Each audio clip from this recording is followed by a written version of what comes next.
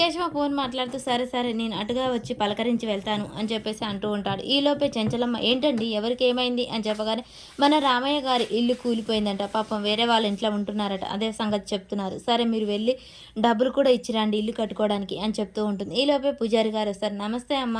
నమస్కారం పూజారి గారు, మీకోసం ఎదురు చూస్తున్నాను.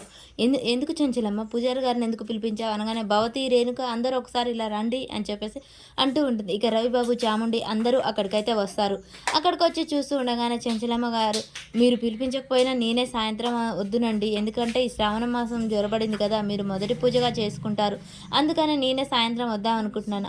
మన ఇంట్లో రేపు పూజ ఉంది, దానికి కావాల్సిన సామాగ్రి ఏం పడుతుందో రాసివ్వండి పూజారి గారు అని చెప్పేసి పూజారి గారికి చెంచలమ్మ చెప్తూ ఉంటుంది.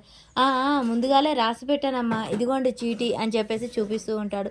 సరేనమ్మా ఇక వెళ్ళొస్తాను, రేపటికి వస్తాను అని చెప్పేసి వెళ్ళిపోతూ ఉంటాడు. సరే పంతులు గారు అని చెప్పేసి ఇక చెంచలమ్మ అయితే అందరికీ చెప్తూ ఉంటుంది. చూడండి రేపు పూజ చాలా నిశ్చయంతో చేయాలి, అందరూ ఉపవాసం ఉండాలి అనగానే పెద్దమ్మ అసలు ఈ పూజ ఎందుకు చేశారు అని రవిబాబు అడుగుతూ ఉంటాడు. భార్యలు భర్తల కోసం చేసే పూజ ఉపవాసంతో చేయాలి అనగానే సింధూర చంటి వైపు చూస్తూ ఉంటుంది. అంటే మన భార్యలు రోజు తిన్నా కానీ రేపు మన కాళ్ళకు దండం పెడతారనమాట, మనకు పూజ చేస్తారనమాట అని చెప్పేసి భవతి రేణుక వాళ్ళ ఆయన చెప్తూ ఉంటాడు. ఇక రవిబాబు మాత్రం సింధూర నా కోసం రేపు పూజ చేయబోతుంది అనమాట, పెద్దమ్మ అందుకే ఈ పూజ ఏర్పాటు చేయించింది అనమాట అని చెప్పేసి రవిబాబు అనుకుంటూ ఉంటాడు. ఇక కేశవ వీళ్ళందరూ చూస్తూ ఉండగానే ఇక భవతి అమ్మో నా వల్ల కాదు రేపు ఉపవాసం ఉండటం, కావాలంటే డజన్ అట్టి పండ్లు తిని లీటర్ పాలు తాగి చేస్తాను, భవతి అలా అసలు ఏం తినకుండానే చేయాలి అని చెప్తూ ఉంటుంది. ఇక రేపటి ఎపిసోడ్లో ఏం జరుగుతుందో చూపిస్తూ ఉంటారు. అందరూ స్థానాలకు కూర్చుంటారు. చెంచలమ్మ ఈరోజు నువ్వు తలంటాల్సిందే అని చెప్పేసి కేశవ పట్టుపడతాడు.